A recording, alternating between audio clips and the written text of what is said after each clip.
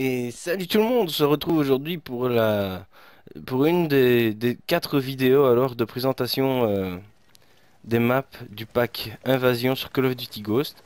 Alors comme vous pouvez le constater, je suis sur la Maverick viseur laser avec le camouflage de neige.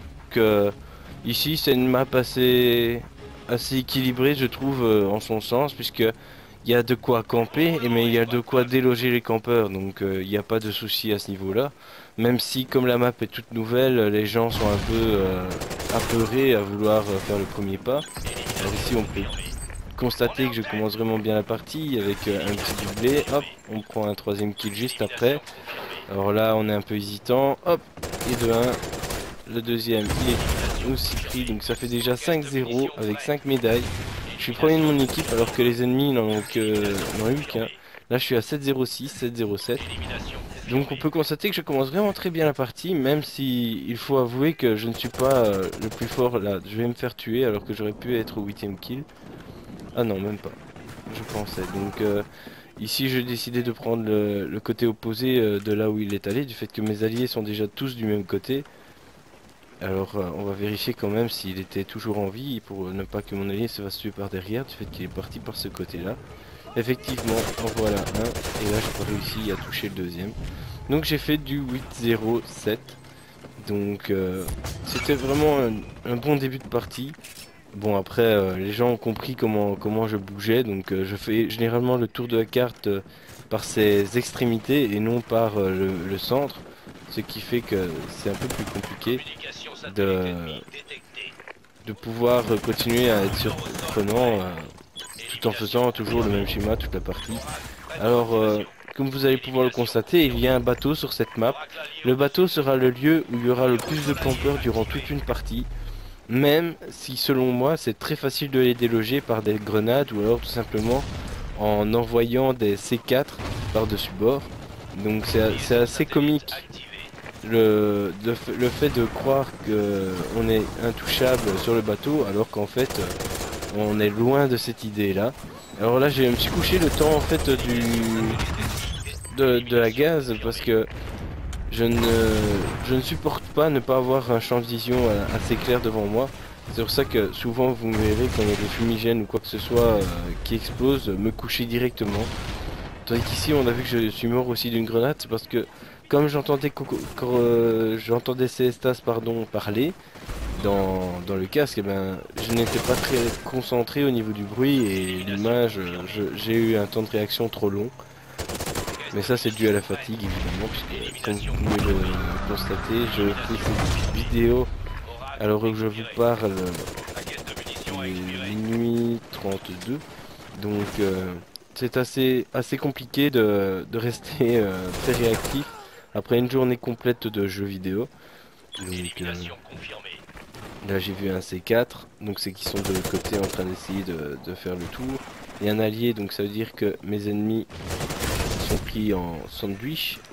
Comme mes alliés sont tous du côté gauche, donc derrière moi de la map, bah, c'est que les ennemis sont du côté ici. Donc là j'entends des bruits, je me dis mais ils sont où en fait voilà, voilà. Et il y en avait un autre en dessous de moi, j'ai pu le regarder par Célestas qui justement m'avait montré un campeur assez bien placé après la vidéo.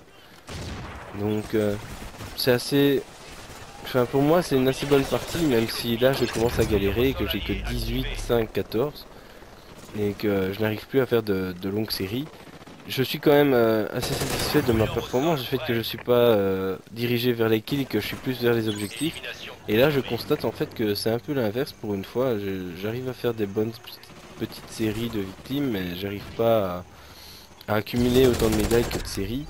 Donc voilà.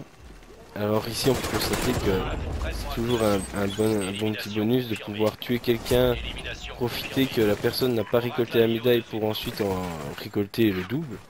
Donc c'est toujours agréable. De plus, ça empêche à ce que l'adversaire prenne trop d'avance au niveau des points. Alors il y en a beaucoup qui vont pas aimer cette vidéo dans le sens que, enfin même toutes les émissions confirmées que je fais, parce que souvent les gens ils sont là pour les kills et ne ramassent pas les médailles exprès pour pouvoir faire des grandes séries. Mais ce que je trouve un peu stupide parce que pour ça alors il y a des autres modes de jeu comme domination Il y a aussi démolition, enfin tous des modes comme ça qui sont justement plus basés sur les kills, entre guillemets, comparé à une petite élimination confirmée. Et donc ici on constate aussi que à la moitié de la partie nous sommes à 25 6 22. Là j'enchaîne encore des kills. Là j'arrive plus parce que j'ai plus de munitions tout simplement. Enfin du moins j'en avais pas assez de toute façon. Donc on est à 27 7 22. Donc on est vraiment pas mauvais. On a 43 donc il nous en manque plus que 20. Ben maintenant plus que 20 vu qu'on est à 45. Donc et là voilà, ça commence à camper sur le bateau. On les voit grâce à l'oracle. Hop. On en tue un, on en tue deux. On est encore à une série de 12 éliminations. Je lance la grenade en espérant pouvoir toucher. Il y en a un juste en dessous. Donc j'avais touché l'autre, hein, mais je ne l'avais pas tué. Donc ici, encore un oracle, ce qui fait qu'on a vraiment une visibilité assez correcte sur cette partie. Même si les gens prennent de plus en plus le fameux atout qui empêche justement à l'oracle d'avoir une bonne vision. Alors... comme on peut constater, je suis quand même premier de mon équipe avec plus de 3 de ratio, avec 23 médailles récoltées. Il ne nous reste plus que 15 médailles à récolter pour toute la partie. Là, j'ai pas été malin, enfin, dans un sens si, puisque là, je ramasse quand même une assistance plus un kill. Mais autrement dit, j'aurais dû plutôt lâcher le grenade sur le petit bonhomme ici en bas, pour assurer la chose. Mais bon, ça m'a rapporté une assistance en plus, et vu qu'il était un peu gauche des deux bras, ben, il n'a pas su tirer correctement sur moi. C'est plutôt bien. Ici je vois un ennemi. Hop, une vengeance, comme je l'ai expliqué dans pas mal de vidéos et que je vais encore l'expliquer à mon avis dans d'autres vidéos. Les vengeances c'est vraiment le pied pour XP un personnage. Vu qu'à Call of Duty Ghost on XP un personnage et donc un prestige et gagne un personnage. Donc franchement c'est assez sympa les vengeances. Puisque ça rapporte quand même le double du kill. En MME ça rapporte que 50 points. Donc c'est toujours ça de gagner. Et c'est mieux qu'une assistance de toute façon, donc un kill plus vengeance est mieux qu'un kill plus assistance.